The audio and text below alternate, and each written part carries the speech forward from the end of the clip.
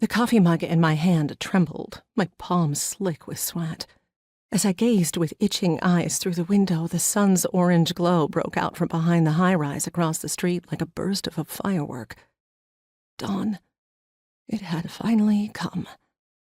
Somehow, I had survived the empty, dark hours of the night.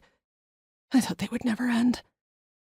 I rubbed a twitching eye with the back of my hand, turning away from the brilliant light now streaming in through the large front window of my small apartment.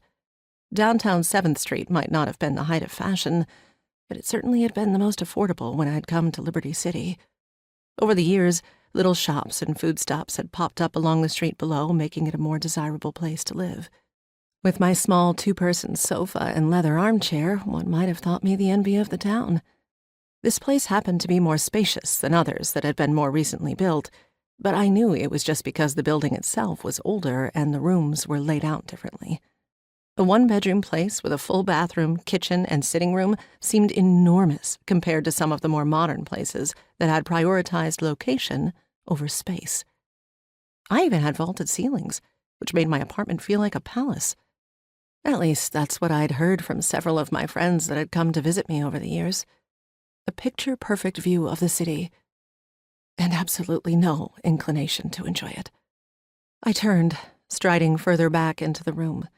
I spared a brief glance for the blanket I'd tossed over the back of the sofa. I'd tried sleeping out here when lying on my own bed had failed me. It seems that the change of scenery did nothing for my racing thoughts, and as such, I had little success reaching a state of sleep despite the weighty exhaustion. I could still hardly believe that the visit I'd expected hadn't happened. That left me both troubled and relieved. There had been no discussion, but that might have been because I'd backed out on him in the first place. He hadn't taken it well, hence the worry that he'd pound on my door in the early morning hours, dragging me along anyway.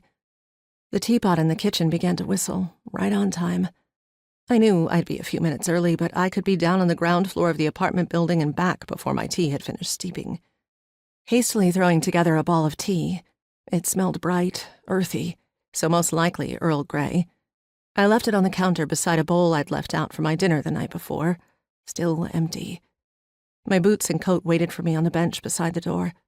I tried to throw them on quickly, but my foot wasn't cooperative, my little toe catching on the rim of the footwear. I muttered under my breath, pressing a fist into the wall to steady myself. The quiet closed in around me, like fog on a cold morning. I lifted my head, my breathing sharp through my nostrils as I fought to calm myself. Racing down there isn't going to change what you find out.